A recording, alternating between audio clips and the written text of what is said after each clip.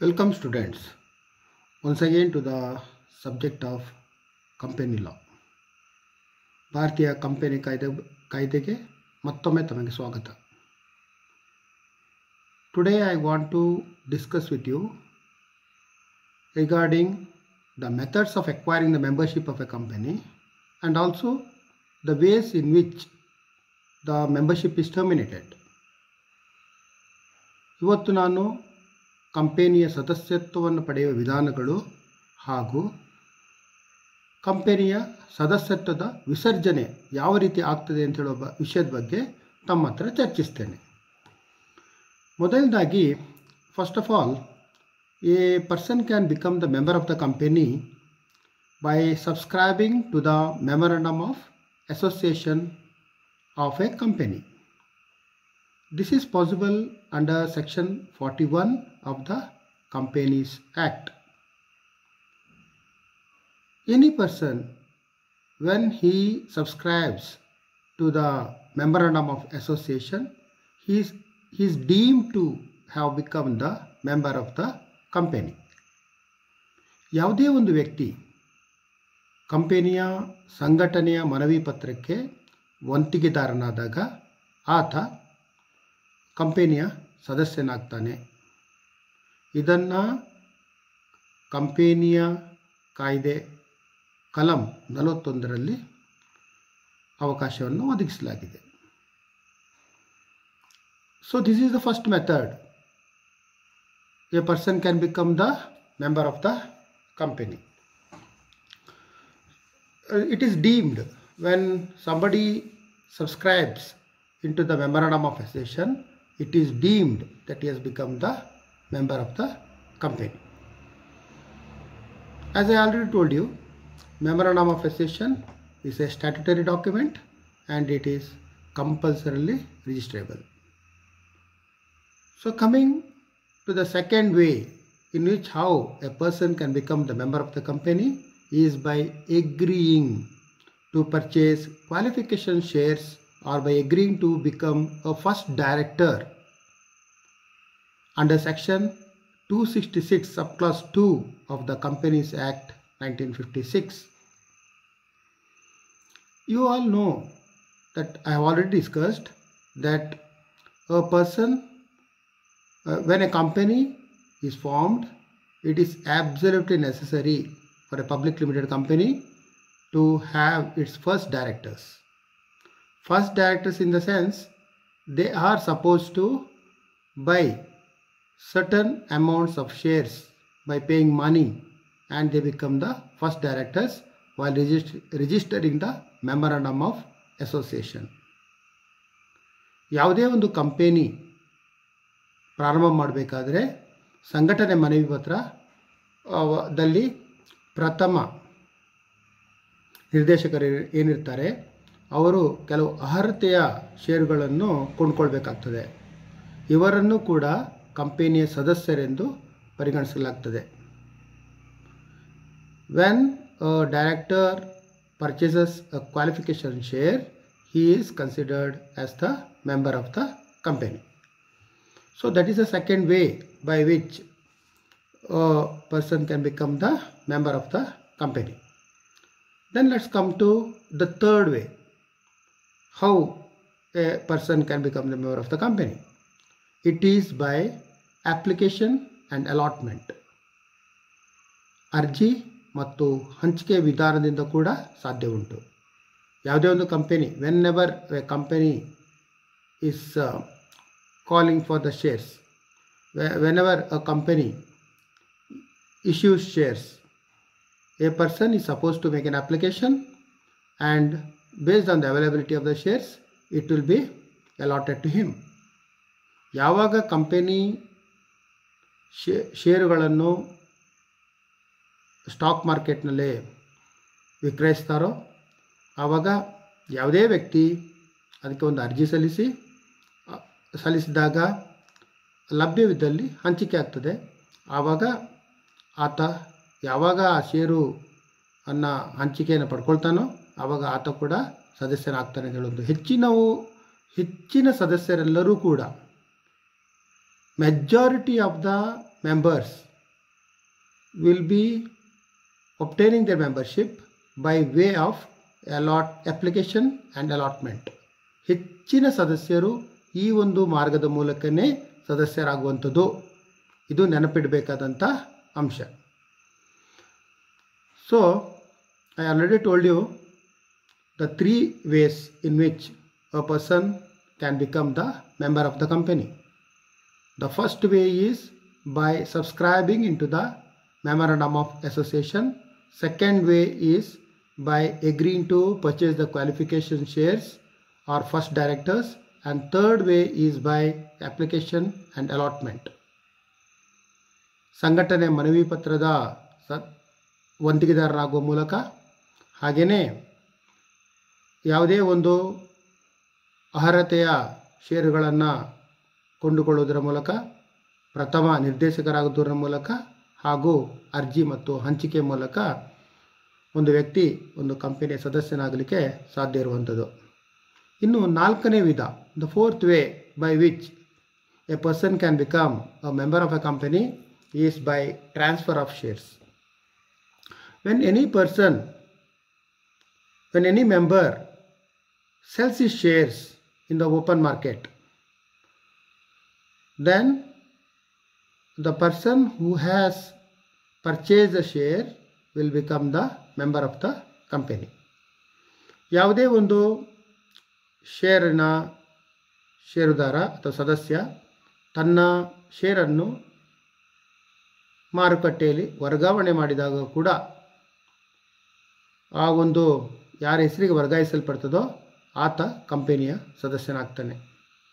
ಇದು 4ನೇ ವಿಧ. ಇನ್ನು 5ನೇ ವಿಧ ಹೇಳೋದಾದರೆ, what is the fifth way? The fifth way is by way of succession. When the legal hair acquires the share, he becomes the member of the company. ವಾರಸುದಾರಿಕೆ ಮೂಲಕ ಯಾವುದೊಂದು ವ್ಯಕ್ತಿ ಮೃತಪಟ್ಟಲ್ಲಿ ಅಥವಾ ಆತ ಬುದ್ಧಿಮಾಂದ್ಯ ಹೊಂದಿದಲ್ಲಿ, ಯಾವಾಗ ಅವರ ವಾರಸುದಾರರು ಆ ಷೇರುಗಳನ್ನು ಪಡ್ಕೊಳ್ತಾರೋ, ಅವರ ಹೆಸರಿಗೆ ವರ್ಗಾಯಿಸಲ್ಪಡ್ತದೋ, ವಾರಸುದಾರಿಕೆ ಮೂಲಕ ಪಡ್ಕೊಳ್ತಾರೋ ಆ ವ್ಯಕ್ತಿಗಳು ಕೂಡ ಕಂಪನಿಯ ಸದಸ್ಯರಾಗ್ತಾರೆ ಅಂತ ಹೇಳುವಂಥದ್ದು 5ನೆಯ ರೀತಿ. ಇನ್ನು sixth way of acquiring shares is by through conversion of share warrants into share certificates. Share ವಾರೆಂಟನ್ನು ಷೇರು ಪತ್ರಗಳಾಗಿ ಪರಿವರ್ತನೆ ಮಾಡೋದರ ಮೂಲಕ. A request has to be made in this regard by the member of the company, share warrant holder of the company, to convert it into share certificate. The company should be authorized to do so. Otherwise, the company cannot convert the share warrant into share certificate. It should be authorized in the articles of association to do so. In such cases also, the conversion of share warrant into share certificates it takes place, and accordingly the person who has converted his share warrant into share certificate will become the member of the company. ಯಾವಾಗ ಒಂದು ಸದಸ್ಯ ಅಲ್ಲ, ಯಾವುದೇ ಒಂದು ವ್ಯಕ್ತಿ share warrant ಹೊಂದಿದ್ದಂಥ ವ್ಯಕ್ತಿ ಕಂಪನಿಯಲ್ಲಿ ಒಂದು ಅರ್ಜಿಯ ಮೂಲಕ ತನ್ನ ಶೇರ್ ವಾರೆಂಟನ್ನು ಶೇರ್ ಪತ್ರವಾಗಿ ಪರಿಗಣಿಸಬೇಕಾಗಿ ಪರಿವರ್ತನೆ ಮಾಡಿಕೊಡ್ಬೇಕಾಗಿ ಕೇಳ್ಕೊಳ್ತಾನೋ, ಆವಾಗ ಕಂಪನಿಯಲ್ಲಿ ಅಂಥದಕ್ಕೊಂದು ಅವಕಾಶ ಇದ್ದರೆ ಆವಾಗ ಆತನ ಶೇರ್ ವಾರೆಂಟು ಷೇರು ಪತ್ರವಾಗಿ ಕನ್ವರ್ಟ್ ಆಗ್ತದೆ. ಆವಾಗ ಆತ ಕೂಡ ಸದಸ್ಯನಾಗ್ತಾನೆ. Then the seventh method is by obtaining allotment of shares for consideration other than cash. For obtaining allotment of share warrants into for consideration other than cash means if somebody has offered some services to the company, instead of paying cash if the company offers shares in the form of cash, then he also becomes the member of the company. ಅಂದರೆ ನಗದಿಗೆ ಹೊರತಾದ ಪ್ರತಿಫಲ ಅಂತ ಹೇಳುವಂಥದ್ದು.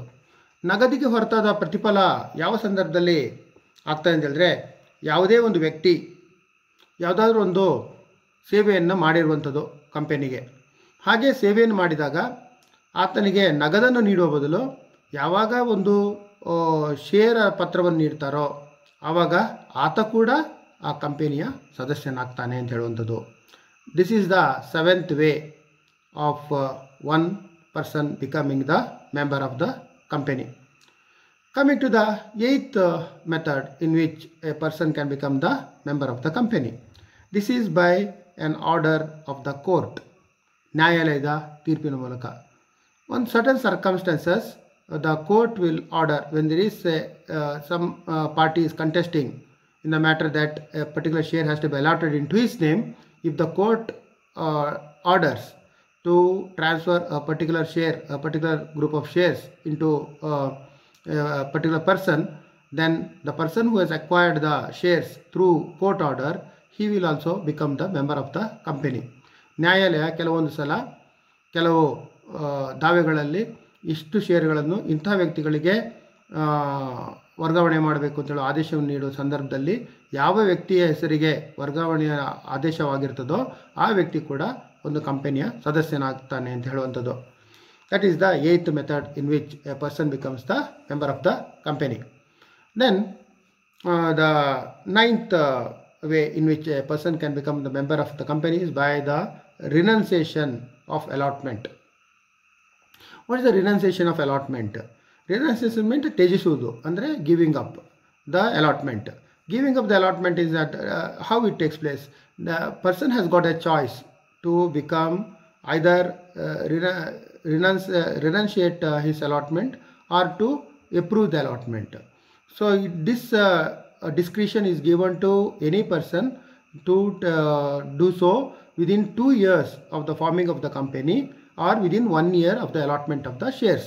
ಯಾವುದೇ ಒಂದು ವ್ಯಕ್ತಿ ತನಗೆ ಹಂಚಿಕೆ ಆಗಬೇಕಾದಂಥ ಶೇರನ್ನು ತ್ಯಜಿಸಲಿಕ್ಕೆ ಕೂಡ ಅವಕಾಶಗಳಿರ್ತದೆ. ಅದು ಕಂಪನಿ ರಚನೆಯಾದ 2 ವರ್ಷಗಳ ಒಳಗೆ ಮಾಡಬೇಕಾಗಿ ಬರ್ತದೆ, ಅಥವಾ ಷೇರು ಹಂಚಿಕೆಯಾದ 1 ವರ್ಷದೊಳಗೆ ಮಾಡಲಿಕ್ಕೆ ಈ ಒಂದು ಅವಕಾಶ ಇರ್ತದೆ. ಯಾವಾಗ ಈತ ತನ್ನ ಷೇರುಗಳನ್ನು ತ್ಯಜಿಸ್ತಾರೆ ಆವಾಗ ಇನ್ನೊಂದು ವ್ಯಕ್ತಿಗೆ ಅದು ವರ್ಗಾವಣೆ ಆಗ್ತದೆ. ಆ ವ್ಯಕ್ತಿಗೆ ವರ್ಗಾವಣೆ ಆದ ವ್ಯಕ್ತಿ ಕೂಡ ಕಂಪನಿಯ ಸದಸ್ಯರಾಗ್ತಾನೆ. Once one person renunciates his part of shares, this will be allotted to somebody else. It will be transferred to the name of somebody else on behalf of him, and such a person also will become the member of the company. Then that is the 8th way in which a person can become the member of the company, I told you. And the 9th way by which a person can become the member of the company is by conversion of debentures into shares. Debentures means usually it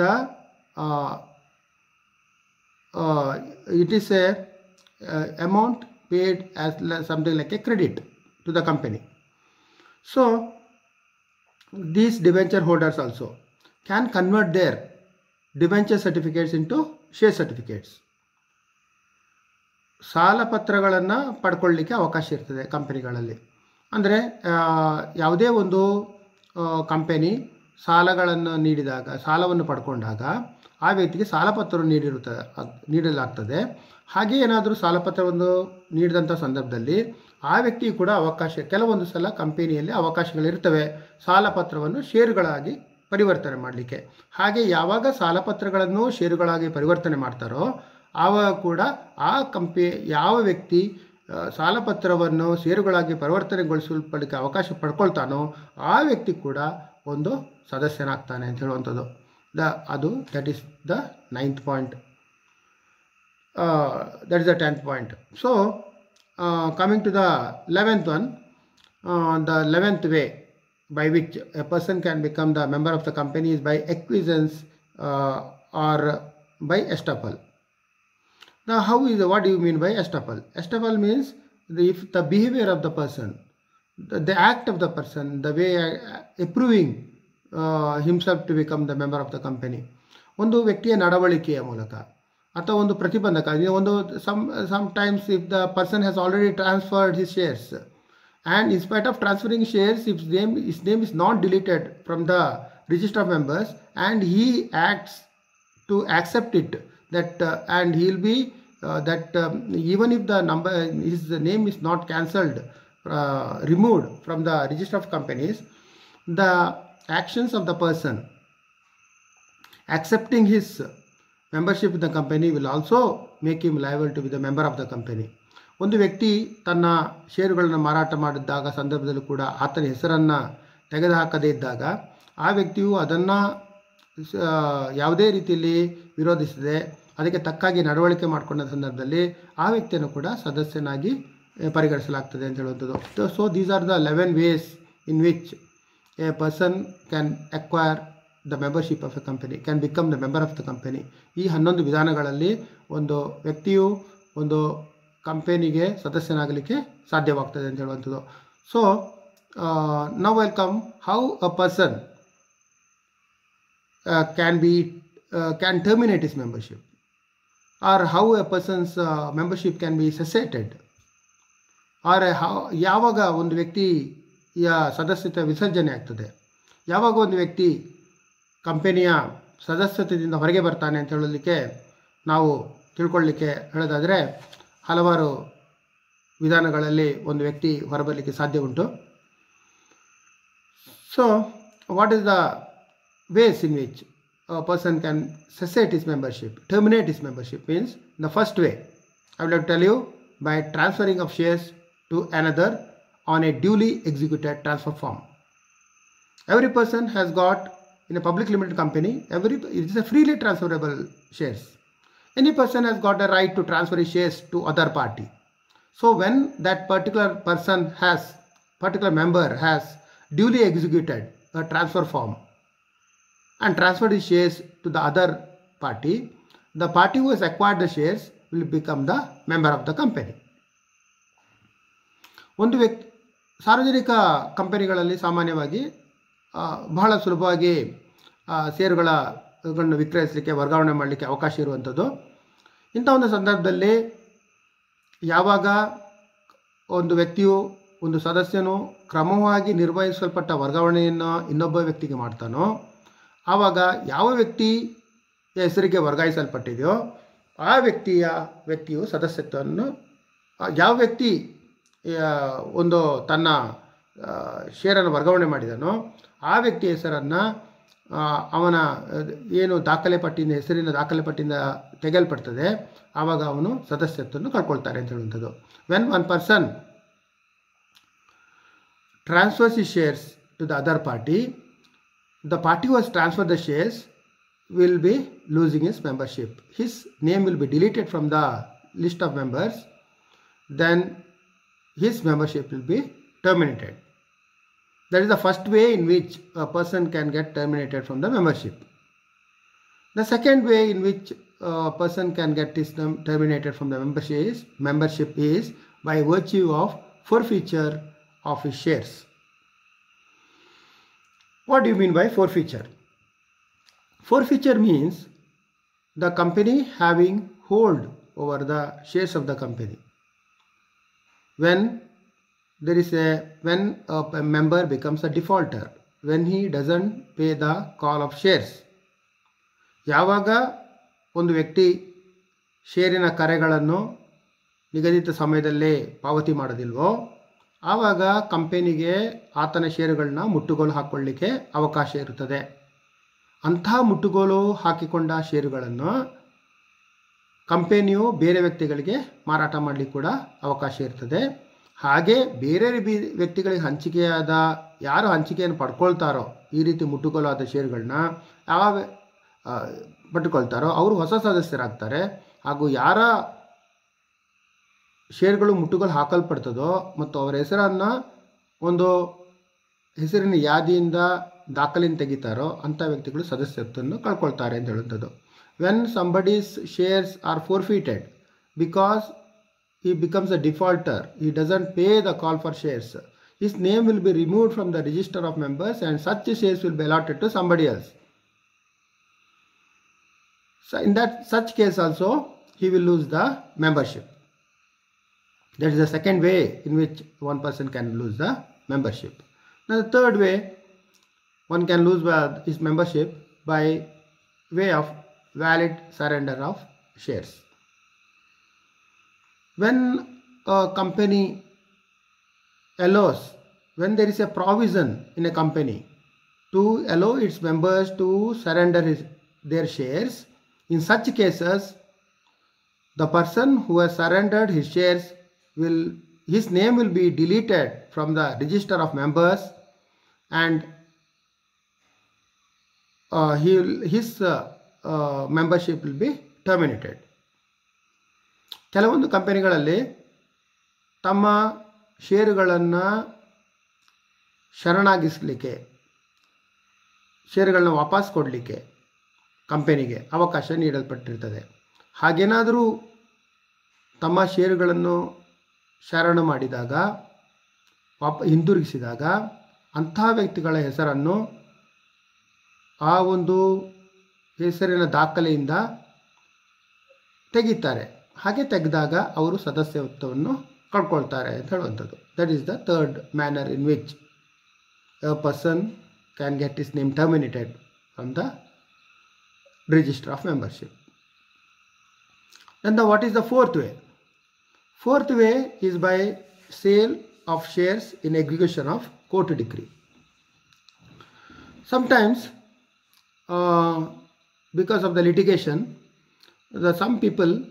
some members may have to get their shares sold by way of execution by the order of the court. ಕೆಲವೊಂದು ಸಲ ಕೆಲವೊಂದು ದಾವೆಯ ಸಂದರ್ಭದಲ್ಲಿ ಕೆಲವು ಸದಸ್ಯರು ತಮ್ಮ ಷೇರುಗಳನ್ನು ವಿಕ್ರಯಿಸಬೇಕಾದಂಥ ಸಂದರ್ಭ ಉಂಟಾಗ್ತದೆ. ಹಾಗೆ ವಿಕ್ರಯಿಸಿದಾಗ ಯಾರು ತಮ್ಮ ಷೇರನ್ನು ವಿಕ್ರಯಿಸ್ತಾರೋ ಅವರು ತಮ್ಮ ಸದಸ್ಯತ್ವವನ್ನು ಕಳ್ಕೊಳ್ಬೇಕಾಗ್ತದೆ ಅಂತ ಹೇಳುವಂಥದ್ದು. That is the fourth way. That is by the order of the court. Then the fifth way is by death. When somebody is a member of a company, if he dies, then his name will be deleted from the register of members. In such case also he will be losing the membership of the company. ಯಾವಾಗ ಒಂದು ವ್ಯಕ್ತಿ, ಒಂದು ಸದಸ್ಯ ಮೃತಪಡ್ತಾನೋ ಆತನ ಹೆಸರಿನ ದಾಖಲೆಯಿಂದ ತೆಗೆಯಲ್ಪಡ್ತದೆ. ಆವಾಗ ಕೂಡ ಮರಣ ಹೊಂದಿದ ವ್ಯಕ್ತಿಯು ಸದಸ್ಯತ್ವವನ್ನು ಕಳ್ಕೊಳ್ತಾರೆ ಅಂತ ಹೇಳುವಂಥದ್ದು. ಇನ್ನು sixth way is in the circumstances of insanity. When somebody will be considered as he is not of a proper mental state and he has become lunatic, in such case his shares will be transferred to his legal heirs and his name will be deleted from the register of members.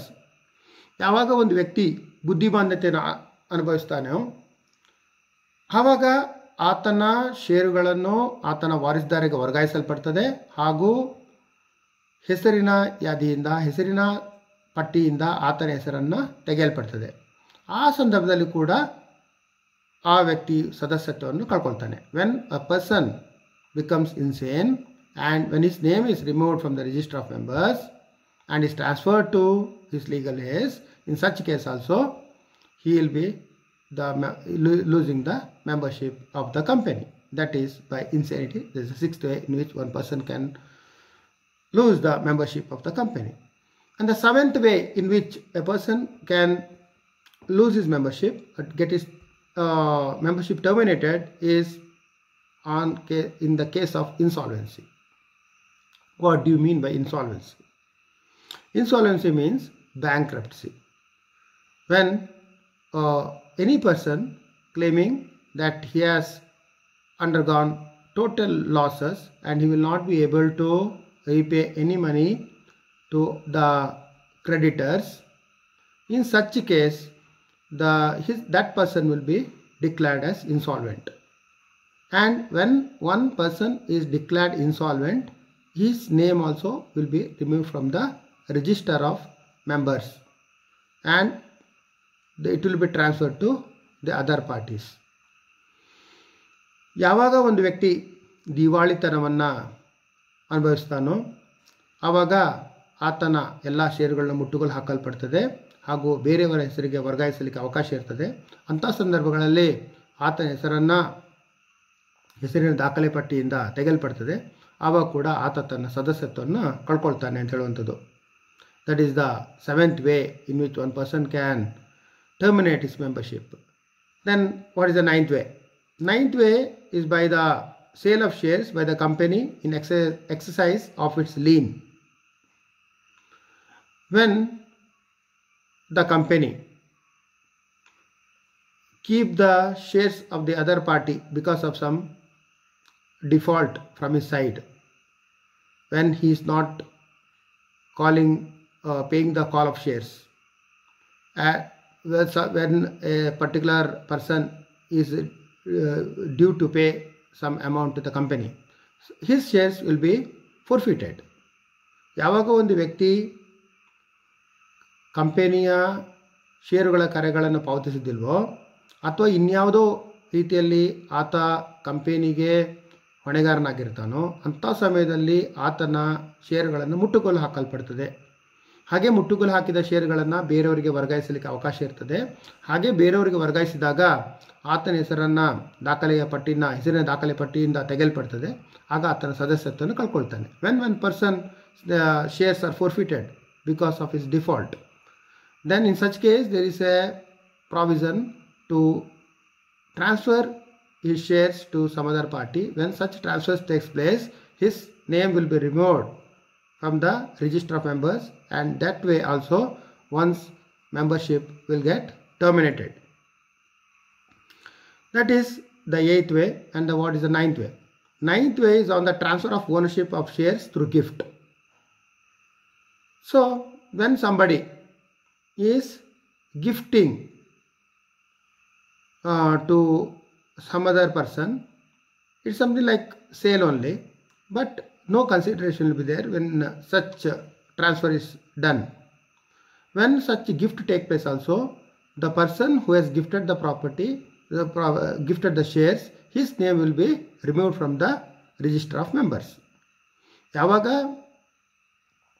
ಒಂದು ವ್ಯಕ್ತಿ ತನ್ನ ಷೇರುಗಳನ್ನು ಬೇರೆಯವರಿಗೆ ಕೊಡುಗೆಯಾಗಿ ನೀಡ್ತಾನೋ, ಕೊಡುಗೆ ಅಂದರೆ ಅಲ್ಲಿ ಯಾವುದೇ ಒಂದು ಪ್ರತಿಫಲ ಇರೋದಿಲ್ಲ, ಇದು ವಿಕ್ರಯ ರೀತಿಯೇ, ಆದರೆ ಯಾವುದೇ ರೀತಿ ಪ್ರತಿಫಲ ಇರೋದಿಲ್ಲ ಅಂತ ಹೇಳುವಂಥದ್ದು. ಇಂಥ ಸಂದರ್ಭದಲ್ಲಿ ಕೂಡ ಯಾವ ವ್ಯಕ್ತಿ ತನ್ನ at these circumstances when somebody is gifting to the another party, the person who is gifted, his name will be removed. ಯಾರೋ ಅದನ್ನು ಕೊಡುಗೆ ಬೇರೆಯವ್ರಿಗೆ ನೀಡಿರ್ತಾನೋ ಆ ವ್ಯಕ್ತಿಯ ಹೆಸರನ್ನು ಹೆಸರಿನ ದಾಖಲೆ ಪಟ್ಟಿಯಿಂದ ತೆಗೆಯಲ್ಪಡ್ತದೆ. ಆಗ ಕೂಡ ಆತ ತನ್ನ ಸದಸ್ಯತ್ವವನ್ನು ಕಳ್ಕೊಳ್ತಾನೆ ಅಂತ ಹೇಳುವಂಥದ್ದು. Then the 10th way in which one person can lose his membership is by repudiation of the contract of his membership. So what do you mean by repudiation? Repudiation means giving up his membership on his own. In general cases it is not possible unless the company permits, but in certain cases where actually the company in his prospectus in some other way has misrepresented, in such case when a member is not willing to accept it, he can always have the right, he is always having the right to repudiate or give up his shares. ಯಾವುದೇ ಒಂದು ಸಂದರ್ಭದಲ್ಲಿ ಯಾವುದೊಂದು company ತಪ್ಪು ನಿರೂಪಣೆಯನ್ನು ಮಾಡಿದ ಸಂದರ್ಭದಲ್ಲಿ ಅದು ಪ್ರಚಾರ ಪತ್ರ ಇರ್ಬೋದು, ಇನ್ಯಾವುದೇ ರೀತಿಯಲ್ಲಿ ಇರ್ಬೋದು, either in prospectus or in any way it can be giving misrepresentation. In such case also ಆ ಸಂದರ್ಭದಲ್ಲಿ ಕೂಡ ಆ ಒಂದು ಸಂದರ್ಭದಲ್ಲಿ ಯಾವುದೇ ಒಂದು ವ್ಯಕ್ತಿ ಈ ಥರ ಒಂದು ತಪ್ಪು ನಿರೂಪಣೆ ಆಗಿದೆ ಅಂತ ಹೇಳ್ಬಿಟ್ಟು ತನ್ನ ಸದಸ್ಯತ್ವವನ್ನು ಆತ ವಾಪಸ್ ಕೊಡ್ಬೋದು, ತ್ಯಜಿಸ್ಬೋದು. When somebody comes to know that there is misrepresentation from the company, he will have the right to repudiate the contract by way of surrendering his membership. That way also his membership will be terminated. Then coming to the 11th way in which one person can terminate his membership is by way of conversion of share certificates into share warrants. So shares certificate can be converted. There will be in certain companies there are provisions to get share certificates. One share certificate to be converted into share warrants. In such share certificates or converted share warrants, his name will be deleted from the register of members and he will not be anymore the member of the company. ಯಾವಾಗ ಒಂದು ಸದಸ್ಯ ತನ್ನ ಷೇರು ಪತ್ರಗಳನ್ನು ಷೇರು ವಾರಂಟ್ಗಳಾಗಿ ವರ್ಗಾಯಿಸಲಿಕ್ಕೆ ಅವನೊಂದು ಅರ್ಜಿಯನ್ನು ಸಲ್ಲಿಸಿ ಪಡ್ಕೊಳ್ತಾನೋ ಅದೇ ರೀತಿ ಮಾಡ್ಕೊಳ್ತಾನೋ ಅಂಥ ಸಂದರ್ಭದಲ್ಲಿ ಆತನ ಹೆಸರನ್ನು ಒಂದು ದಾಖಲೆ ಪಟ್ಟಿಯಿಂದ ತೆಗೆಯಲ್ಪಡ್ತದೆ. ಆಗ ಆತ ಸದಸ್ಯತ್ವವನ್ನು ಕಳ್ಕೊಳ್ತಾನೆ ಅಂತ ಹೇಳುವಂಥದ್ದು. So that is the 11th way in which a person can lose his membership or terminate his membership. And the 12th way in which one person can lose his membership or terminate his membership or cessate his membership by way of redemption of shares. There will be redeemable preference shares available in the shares of the company. In such cases, always when a person is opting for the redeemable preference shares, he will always have the option to redempt it at any part of time when the company allows to do so. ವಿಮೋಚನೆಗೊಳಿಸುವಂಥ ಆದ್ಯತೆಯ ಷೇರುಗಳನ್ನು ಪಡ್ಕೊಂಡಂಥ ವ್ಯಕ್ತಿ ಅದನ್ನು ವಿಮೋಚನೆಗೊಳಿಸುವ ಸಮಯದಲ್ಲಿ ವಿಮೋಚನೆಗೊಳಿಸಿದರೆ ಆಗ ಕೂಡ ಆತನ ಹೆಸರಿನ ದಾಖಲೆಯಿಂದ ತೆಗೆಯಲ್ಪಡ್ತದೆ. ಆಗ ಆತ ಸದಸ್ಯತ್ವವನ್ನು ಕಳ್ಕೊಳ್ತಾನೆ ಅಂತ ಹೇಳುವಂಥದ್ದು. And when the person redeems his shares under the redeemable preference shares option, in such case also he will be losing his membership. His membership will be terminated because his name will be removed from the register of members. Then the 13th way in which one person can terminate his membership is by renouncement of allotment. Renouncement of allotment means his name, he is not willing to get his allotment because of any other fault in the company, where actually he has to he can actually give up his rights when there is an option for allotment. ತನಗೆ ಹಂಚಿಕೆ ಆಗಬೇಕಾದಂಥ ಷೇರುಗಳನ್ನು ಬಿಟ್ಟು ಕೊಡ್ತಾರೆ ಕೆಲವೊಂದು ಸಂದರ್ಭಗಳಲ್ಲಿ. ಅದಕ್ಕೊಂದು ಅವಕಾಶ ಇರ್ತದೆ. ಯಾವಾಗ ತನಗೆ ಎಲ್ಲೋ ಒಂದು ಕಡೆ ಕಂಪನಿಯಲ್ಲಿ ಏನೋ ಒಂದು ತಪ್ಪು ನಿರೂಪಣೆ ಆಗಿದೆ ಅಂತ ಹೇಳುವಂಥದ್ದು, ಇನ್ಯಾವುದೋ ಒಂದು ಸಂದರ್ಭಗಳಲ್ಲಿ ಅದಕ್ಕೆ ಅವಕಾಶ ಇರುವಂಥ ಸಂದರ್ಭದಲ್ಲಿ ಯಾವಾಗ ತಮ್ಮ ಇದನ್ನು ಷೇರುಗಳನ್ನು ಹಂಚಿಕೆಯನ್ನು ಬಿಟ್ಟು ಕೊಡ್ತಾರೋ, there are certain situations where actually one can renounce the allotment of shares into his name, and such allotment, when he is renounced, it will be allotted to somebody else, so his name will be removed from the register of members. ಆವಾಗ ಕೂಡ ಆತ ತನ್ನ ಮೆಂಬರ್ಶಿಪ್ಪನ್ನು ಕಳ್ಕೊಳ್ತಾನೆ, ಸದಸ್ಯತ್ವವನ್ನು ಕಳ್ಕೊಳ್ತಾನೆ. His name will get terminated from the membership. That is the 13th way one can actually get his name terminated from the membership. Then what is the 14th way? 14th way is on the winding up of the company. When the company is getting closed, when the company terminates to function, in such case also the member of the company, his name will be removed from the register of companies, register of membership. In such case also he will lose the membership of the company. His name will get terminated from the membership of the company. ಯಾವಾಗ company ವಿಸರ್ಜನೆ ಆಗ್ತದೋ ಆ ಸಂದರ್ಭದಲ್ಲಿ ಕೂಡ ಎಲ್ಲ ಸದಸ್ಯರು ತಮ್ಮ ಸದಸ್ಯತ್ವವನ್ನು ಕಳ್ಕೊಳ್ತಾರೆ ಅಂತ ಹೇಳುವಂಥದ್ದು. ಆವಾಗ ವಿಸರ್ಜನೆ ಆಗೋ ಸಂದರ್ಭದಲ್ಲಿ ಹಂಚಿಕೆ ಮಾಡಬೇಕಾಗ್ತದೆ, ಎಷ್ಟು ಲಾಭ, ಎಷ್ಟು ಸ್ವತ್ತುಗಳು ಉಳಿದಿದೆ ಅಂತ ಹೇಳುವಂಥದ್ದು, ಮತ್ತು ಅದನ್ನು ಹಿಂತಿರುಗಿಸೋ ಸಂದರ್ಭದಲ್ಲಿ ಅವರ ಸದಸ್ಯತ್ವವನ್ನು ಕಳ್ಕೊಳ್ತಾರೆ. ಯಾಕಂದರೆ ಬೇರೆಯೇ ಪಟ್ಟಿಯನ್ನು ಸಿದ್ಧಪಡಿಸಬೇಕಾಗ್ತದೆ ಆ ಸಂದರ್ಭದಲ್ಲಿ. Coming to the last but not the least, on disclaimer. So somebody can not claim the membership in certain cases. When they are not claiming the membership, ಅಂದರೆ ಅಲ್ಲಗಳೆಯುವಂಥದ್ದು, ತನಗೆ ತನ್ನ ಹೆಸರು ತಾನಲ್ಲ ಅದು ಅಂತ ಹೇಳುವಂಥದ್ದು. He is not such a person like that. In such case also This happens during the winding up of the company, and during the winding up of the company, when somebody is disclaiming, his name also will be removed from the register of members. ಆತನ ಹೆಸರನ್ನು register of ಅಂದರೆ ಒಂದು ಸದಸ್ಯರ ದಾಖಲೆಯಿಂದ ತೆಗೆಯಲ್ಪಡ್ತದೆ. ಯಾವಾಗ ಅವನು ಅಲ್ಲೇ ಹೇಳಿತಾನೆ ತಾನಂತ ಸದಸ್ಯನಲ್ಲ ಅಂತ ಬಿಟ್ಟು, ಅಂಥ ಸಂದರ್ಭದಲ್ಲಿ ಕೂಡ ಆತನ ಸದಸ್ಯತ್ವವನ್ನು ವಿಸರ್ಜನೆಗೊಳಿಸಲಾಗ್ತದೆ. His membership will be terminated. These are the 15 ways a person can get his membership terminated. So, dear students, I have told about the way in which a person can become the member of the company and the ways in which the person can get his name terminated from the membership of the company. ನಾನು ತಮಗೆ ಈ ಒಂದು ಕ್ಲಾಸ್ನಲ್ಲಿ ತಮಗೆ ಹೇಗೆ ಒಂದು ಕಂಪನಿಯ ಸದಸ್ಯತ್ವವನ್ನು ಪಡೆದುಕೊಳ್ಳಿಕ್ಕೆ ಅವಕಾಶ ಉಂಟಂದರೆ 11 ವಿಧಾನಗಳನ್ನ ಹೇಳಿದ್ದೇನೆ. ಹಾಗೆಯೇ 15 ವಿಧಾನಗಳಲ್ಲಿ ಹೇಗೆ ತಮ್ಮ ಕಂಪನಿಯ ಸದಸ್ಯತ್ವವನ್ನು ವಿಸರ್ಜನೆಗೊಳಿಸಲಾಗ್ತದೆ ಅಂತೇಳಿ ಕೂಡ ನಾನು ತಿಳಿಸಿದ್ದೇನೆ. This is very important as far as the membership of the company is concern. So dear students, please kindly remember all these points, and also if you want to repeat this, you can always watch the video and clarify whatever is that. I have actually put the notes also below this video. For all updates, please also subscribe to this channel and also press the bell button. ತಾವು ಈ ಒಂದು YouTube ಚಾನಲ್ಗೆ ಸದಸ್ಯತ್ವವನ್ನು ಪಡ್ಕೊಳ್ಬೇಕು, subscribe ಮಾಡಿದರೆ ಮತ್ತು bell ಬಟನನ್ನು ಒತ್ತಿದರೆ ತಮಗೆ ಈ ಥರ ಯಾವಾಗ ಈ ಒಂದು ವಿಷಯದ ಬಗ್ಗೆ ನಾನು ಮಾತಾಡ್ತೇನೆ ಆವಾಗ ತಮಗೆ ಅದರ ನೋಟಿಸನ್ನು ಪಡ್ಕೊಳ್ಳಿಕ್ಕೆ ಅವಕಾಶ ಇರ್ತದೆ. ಹಾಗಾಗಿ ದಯವಿಟ್ಟು ಸಬ್ಸ್ಕ್ರೈಬ್ ಮಾಡಿ ಮತ್ತು ಬೆಲ್ ಬಟನ್ ಒತ್ತಿ. Thank you one and all.